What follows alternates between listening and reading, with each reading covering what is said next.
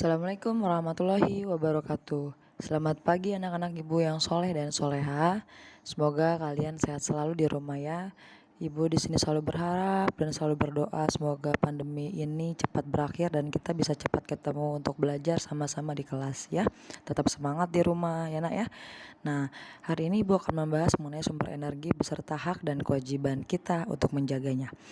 Sumber energi bisa dibagi menjadi dua, yaitu energi yang bisa diperbaharui dan energi yang tidak bisa diperbaharui.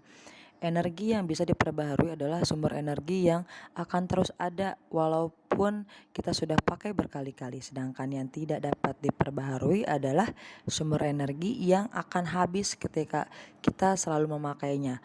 Dan untuk membuat sumber energi tersebut perlu beberapa tahun, berpuluh-puluh tahun untuk akhirnya bisa ada lagi ya.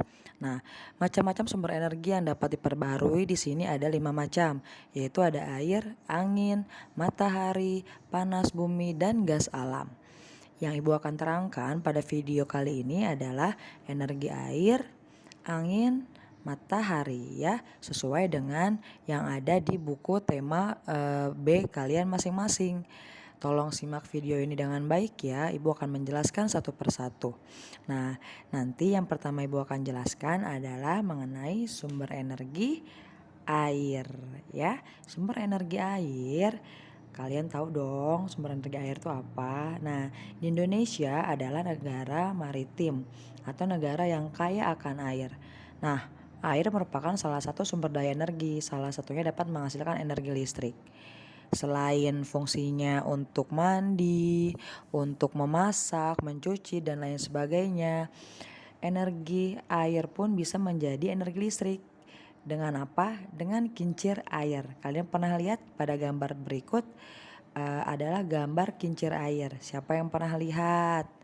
Ya, biasanya digunakan di di perkampungan sana, mereka masih menggunakan energi kincir air untuk menghasilkan energi listrik ya. Nah, kita lanjut lagi.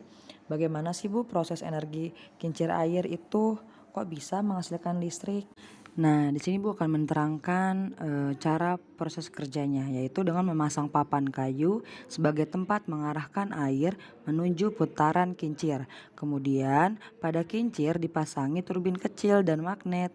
Pada kincir juga dipasangi tali karet untuk menghubungkan putaran turbin yang besar dengan putaran turbin yang kecil, yang akhirnya dapat memutarkan magnet. Arus listrik yang dihasilkan dipengaruhi oleh derasnya air yang mengalir menuju putaran magnet. Jadi semakin deras air maka semakin cepat putaran magnet. Putaran magnet yang cepat maka akan menghasilkan arus listrik yang besar. Dari arus yang dihasilkan magnet itu kita dapat menikmati penerangan dengan memanfaatkan energi air yang tadi dirubah menjadi arus listrik. Seperti itu proses kerjanya ya. Bisa dilihat pada gambar itu adalah kincir air. Kincir air merupakan contoh turbin air paling kuno yang menghasilkan daya rendah dengan efisiensi rendah. Jadi zaman dahulu sebelum adanya arus listrik seperti yang kita nikmatin sekarang, mereka rata-rata menggunakan kincir air sebagai sumber energi listrik mereka ya. Nah, kita lanjut lagi. Oke, selanjutnya adalah tentang energi angin ya. Energi angin di negara Belanda, kincir angin sudah menjadi energi utama mereka. Mereka memanfaatkan kincir angin untuk membangkitkan listrik. Sama di kita juga ada di Indonesia ya. Nah, di Indonesia itu ada juga yang namanya kincir angin. Bu, apa bedanya kincir angin dengan kincir air? Sama-sama kincir, hanya saja proses kerjanya berbeda. Yang satu kincir air, dia proses kerjanya tergantung dari banyaknya air. Sedangkan kincir angin tergantung dari kencang atau lambatnya angin yang ada. Nah, sekarang Ibu akan jelaskan proses kincir angin. Pertama, kincir angin memperlambat kecepatan angin dengan menggunakan bilah, yang cara kerjanya serupa dengan baling-baling pesawat.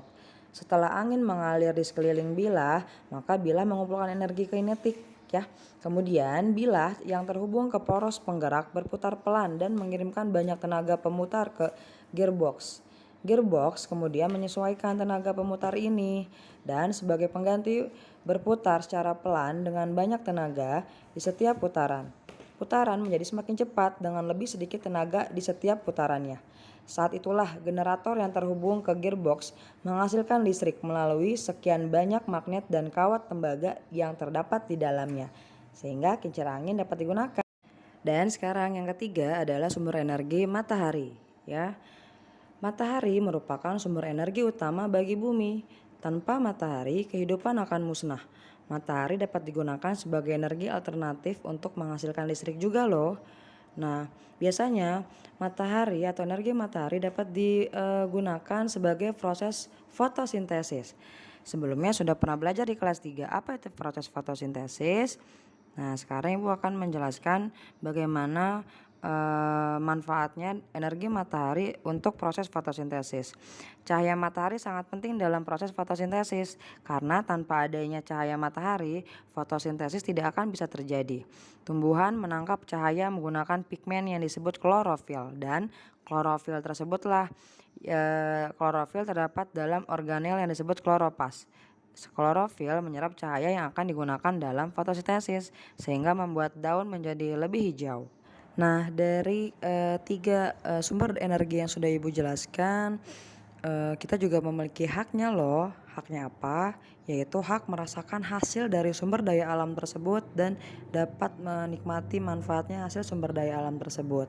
Misalnya energi matahari, dengan adanya energi matahari kita bisa berjemur di pagi hari demi kesehatan kita. Kemudian bisa dipakai untuk menjemur pakaian yang basah sehingga pakaian dapat cepat kering. Dan air, misalnya air, untuk air kita dapat memanfaatkan air untuk mencuci, terus mandi dan lain sebagainya ya. Itu adalah hak yang kita dapat. Tapi di samping itu sebelum kita mendapatkan hak kita juga memiliki kewajiban. Apa sih kewajiban? Kewajiban adalah segala sesuatu yang harus kita lakukan. Berbeda dengan hak. Kalau hak adalah segala sesuatu yang kita dapat ya. Beda ya. Jadi kalau kewajiban adalah segala sesuatu yang kita lakukan. Nah, kewajiban kita apa sih untuk sumber daya alam ini? Yang pertama kita harus menjaga sumber daya alam tersebut agar tidak punah dan tetap lestari. Kemudian yang kedua memanfaatkan dengan arif dan bijak. Jadi pakailah sumber daya alam sesuai keperluan kita, jangan boros sumber daya alam. Kemudian yang ketiga tidak boleh boros seperti ketika memanfaatkan sumber daya alam. Dan yang terakhir melapor pada pihak yang berwajib jika ada oknum yang merusak ekosistem sumber energi. Jadi kita sebagai masyarakat juga harus menjaga sumber daya alam kita. Sumber daya alam akan baik, akan terus ada tergantung dari masyarakat itu sendiri. Kalau dia menjaga dengan baik maka akan banyak pula sumber daya alam yang ada dan akan menghasilkan sumber daya alam yang bagus ya.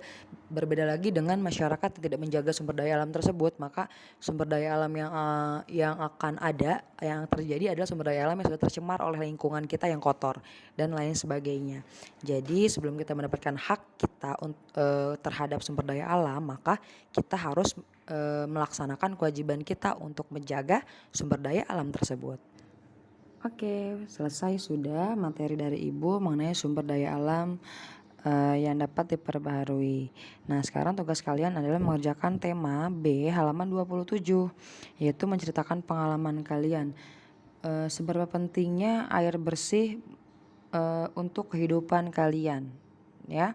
Menggunakan bahasa sendiri. Kemudian tuliskan pula peristiwa apa yang terjadi sehubungan dengan air bersih di lingkungan rumah kalian. Misalnya, apakah di lingkungan rumah kalian sumber alam air bersih itu mudah ditemukan atau tidak, atau bahkan sulit sehingga banyak dari mereka membeli air bersih dari orang lain.